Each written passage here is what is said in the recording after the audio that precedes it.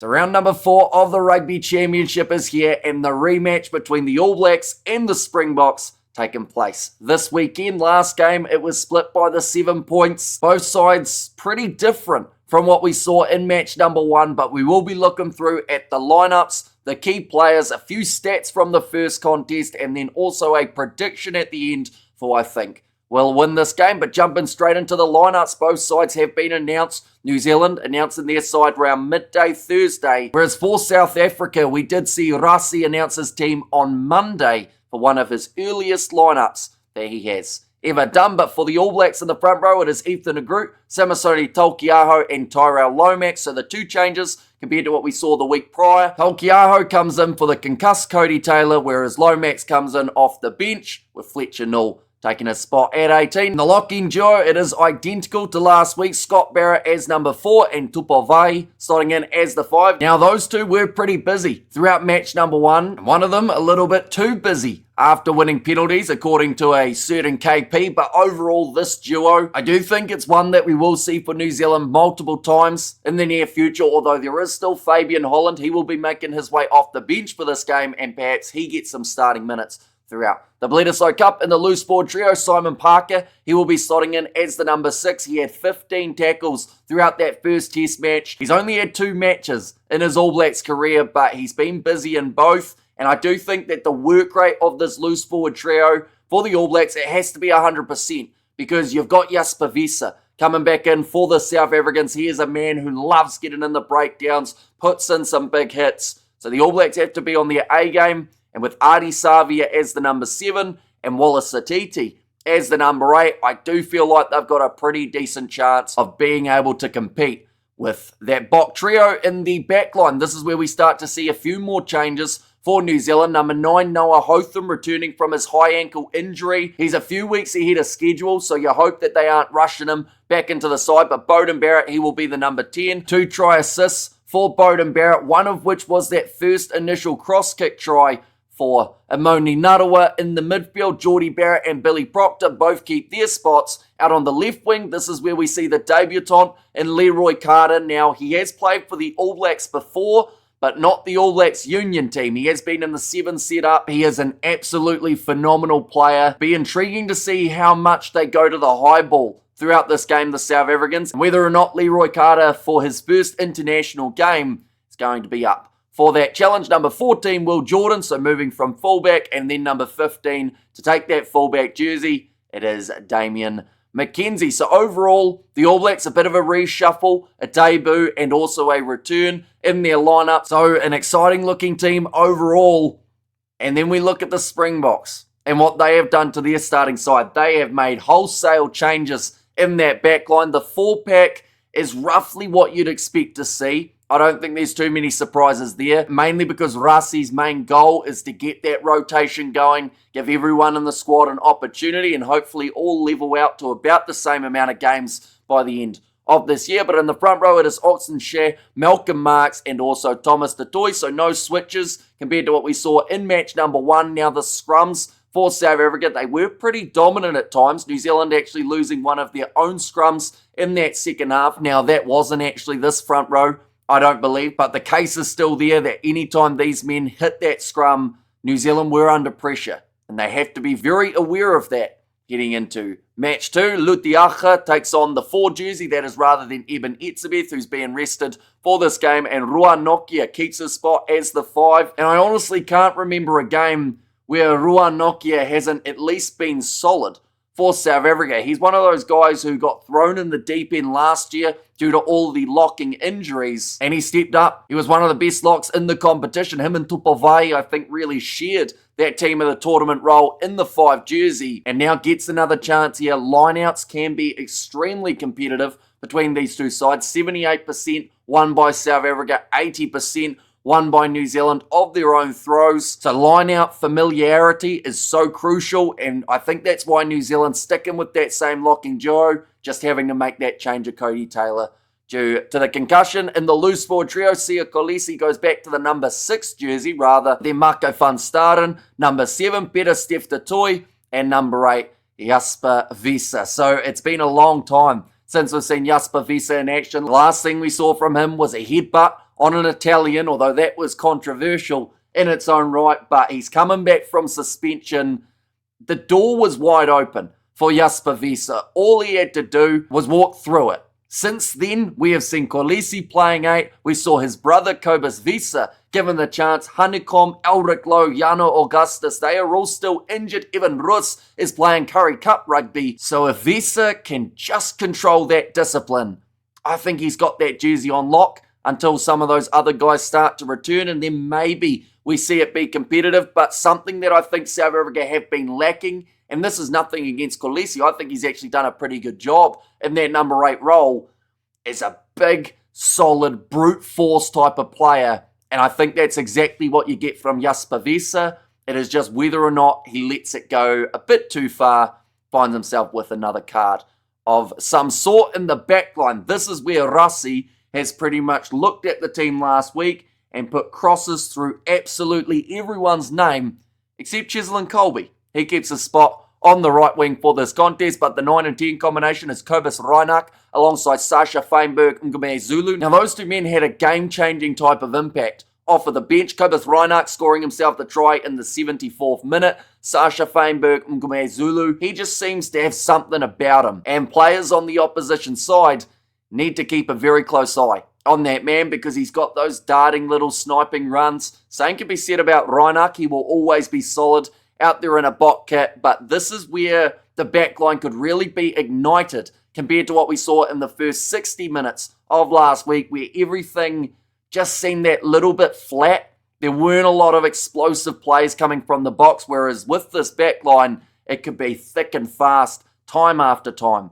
From the green and gold, out on the left wing, it is Ethan Hooker, so he gets his first start in a Springboks kit. Damian Valimza will be the number 12 alongside Kanan Moody. Now, Moody being 13 is not out of the question for South Africa. We have actually seen it a few times, normally partnering with Andre Esterhuizen, who will be making his way off the bench. So perhaps that tells you a little bit in terms of the plans of what Rassi is thinking for later on in the game. But Moody, he's been struggling a little bit out on the wing, so I don't mind this change into that number 13 jersey. He's actually probably had his better games for the Boks from outside centre. Damian Valimza at 12 for me, though, I wouldn't say it's a big risk, but it's certainly a big change. Last game that we saw him in action for the Rugby Championship, I believe he missed 4 tackles up against the Australians. Is that going to be a window of opportunity that New Zealand really try and target in that midfield duo? Normally you'd see Dialendi and you'd see Jesse Creel, and there is normally no way of getting through that midfield defensive wall, whereas with this reshuffle here,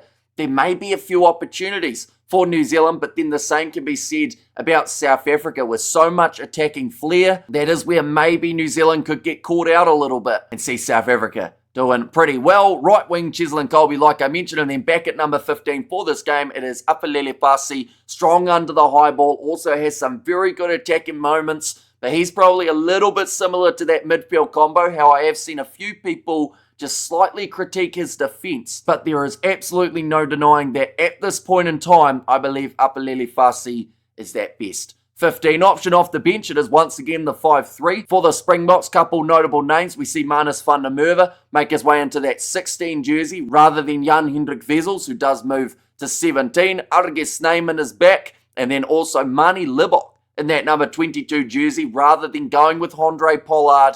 So very much looking at that attacking option in this match up against New Zealand. But this game's taken place in Wellington at Sky Stadium, a location where South Africa have found themselves some pretty decent success as of late. The most recent game being played at this location was a draw between the two teams, and then the match prior to that, we did actually see South Africa get themselves the victory. Now, New Zealand not just up against South Africa, but also pretty much every team at this location have struggled as of late. It was the host of the history-making Argentinian win. We've seen Australia do decently at this ground as well, but for this matchup, there will be certain keys for these two sides, and we will start off with the All Blacks. Looking through at this team, there are a few guys that stand out that little bit more, and one of them for me here has to be Damian McKenzie. He came off the bench after the early injury of Amoni Narawa, and that was only minutes into the game. Now, it's not the first time McKenzie has been called upon. Of course, throughout that French series, we did see Sevu Reece go down with the early head knock. And then McKenzie got to play about that same amount of game time. But he's just got some really great composure for the All Blacks. Underneath the high ball, I think he was absolutely crucial in the last game, because we've got to remember the aerial challenge is somewhere that New Zealand normally struggle with, and McKenzie made it look easy, taking a couple crucial marks and then also just linking up very nicely. With Beauden Barrett, that puts Will Jordan out to the right wing. He's going to be key number 2, going head-to-head up against Ethan Hooker. But the best way for New Zealand to be able to use Will Jordan is to get his hands on the ball. Now, I don't know whether or not that's going to be a chip in behind from Beauden Barrett with so many changes in the box defensive line, but overall, if Will Jordan and McKenzie are touching the ball often for New Zealand, I do see them having some good success here in Wellington. If the handling's good, if the defense is on point as well, this could be a very dangerous couple players for New Zealand. And then the other player to keep an eye out for, I don't want to jinx him because he's actually been playing extremely well and he's gone under a lot of people's radars, but it is Samisoni Taukei'aho getting that starting chance in the number 2 jersey. He is up there in terms of leading try scorers for this Rugby Championship. He also beat a few defenders last week and got 2 turnovers, 1 for New Zealand. He's just a battering ram, and he doesn't look at all out of place in a starting lineup. At least I hope that is the case, unless of course I've jinxed him in this case. My apologies. But moving on to South Africa, in terms of their key players, I think Rua Nokia is the first one that comes to mind. His work in the line-out as well as just in general play is normally pretty strong. And for this type of contest, him and Tupovai, for me, are still going neck and neck in terms of who's got that little bit of an advantage. Now, we've seen a lot more of Tupovai throughout this year, although we've only seen him play in that locking duo once, as the rest of the games been on the blind side. But Rua Nokia, I think he's a brilliant future option for South Africa. Of course, he's doing well now, but he will only get better as he spends more time in this team. And I wouldn't be surprised, this is a bit of a bold call, but team of the tournament from the Rugby World Cup 2027, I would be pretty surprised if we don't see the name Rua Nokia in that number 5 jersey. In the back line, it's got to be Sasha Feinberg, Mngome Zulu, with the way that he is able to control a game at such a young age. But he is a phenomenal player, and he will have defenders beaten throughout this game. There is absolutely no denying that. He's got a very deceptive, quick step that seems to just free up all sorts of space, and a lot of pressure will be on Sasha off the kicking tee in this matchup because no Andre Pollard to fall back on. They have got Mani Libok, who actually, when he comes off the bench, doesn't kick awfully. I think that man gets a huge amount of stick, but he does create a lot of try-scoring opportunities as well, Mani Libok. And they have also got Grant Williams off the bench for a little bit of impact, even though he didn't quite have his best game up against New Zealand in match number 1. But I'm expecting a big game from Sasha here, and if him and Reinach can work together like they did in the first match, we can see more than just the 2 tries for the Springboks in this game. And the last man, I'm actually going to say Apalele Fasi as the last key, because if he does not have a solid game in the 15 jersey, New Zealand will have a field day at the back. Fasi has to make his tackles. He has to be dangerous on that counter-attack. Try and put New Zealand off kicking deep into the Springboks half if it means that we're going to see the run back from Fasi with Hooker as well as Colby as those other passing options. But just a solid 8 out of 10 performance from the back from Fasi could certainly not just cement his jersey for future, but also give them a really good shot at being able to upset and win in Wellington. But now moving on to a few of the interesting stats from the last matchup. Now, a few of the statistics are actually relatively even from what we saw in match number 1, but one that stood out to me quite a bit was the fact that South Africa, throughout that final 10 minutes of the game, had 78% of the possession. Now, New Zealand did concede during that last 10 minutes. It was the Cobus Reinach try in the 74th.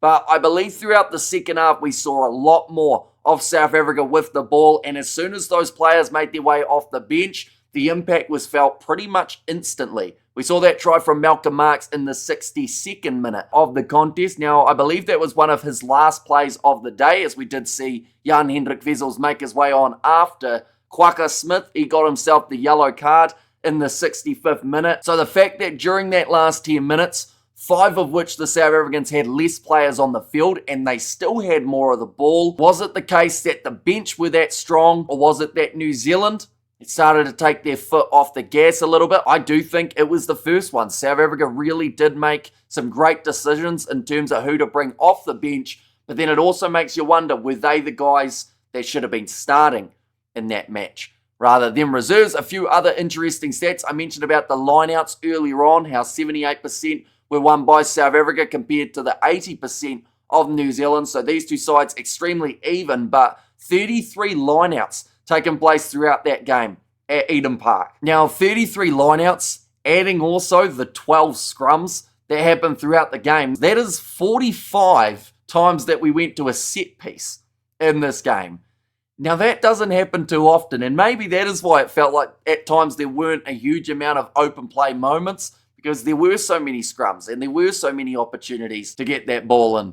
From a lineout, we only saw 3 line breaks from New Zealand compared to the 2 of the South Africans, and very even in the ball carry department of 95 from New Zealand, 96 from South Africa. The penalty count, it was even. 10 penalties against both sides, but the difference was New Zealand did not get themselves a yellow card, which is something that throughout this Rugby Championship felt like it was a guarantee. 5 yellow cards from their first 2 matches. Now it's 5 from 3, so the average is slowly dropping, but it's still not great compared to some of these other sides. South Africa just having the 2 throughout their 3 matches at this point in time. And then the last stat that I just want to very briefly mention is actually the tackle percentage. South Africa tackling at 81% compared to the 87% of New Zealand. But I noticed in the way that South Africa were tackling, it was a little bit different to what we would sometimes see, and actually different from what New Zealand were doing when it came to their tackles. So for the Springboks, it seemed to be 2 men would make a tackle and then 2 men would exit from the breakdown.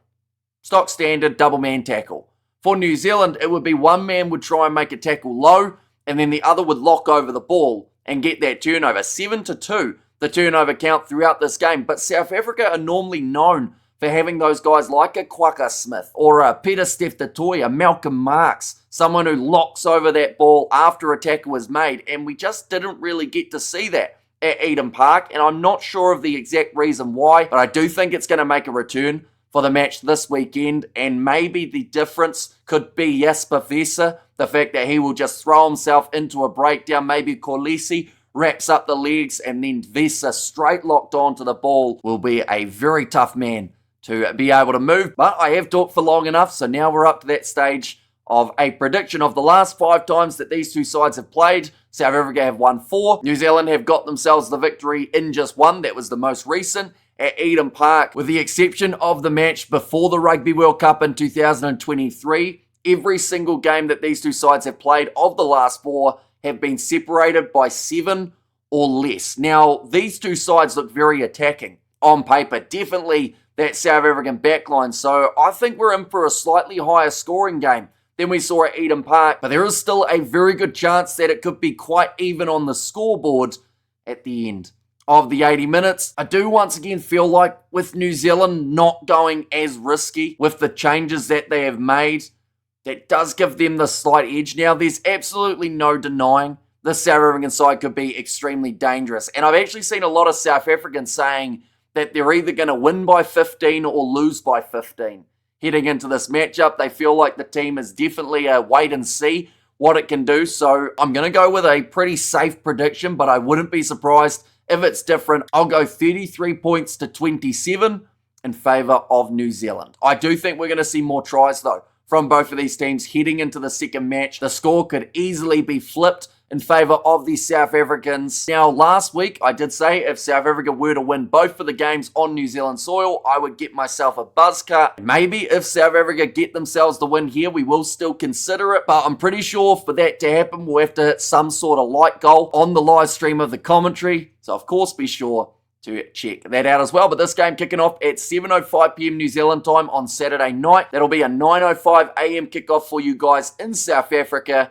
Should be an outstanding game. The Rugby Championship still on the line. If we see Argentina and Australia go 1-1 and New Zealand and South Africa go 1-1, then it is honestly all on the line for the last 2 rounds. But I am thoroughly looking forward to this game. Do let me know your score predictions in the comments down below, as well as who you think the key players are heading into this matchup. If you did enjoy, Be sure to leave a like and subscribe to the channel, and I will see you all for the next one.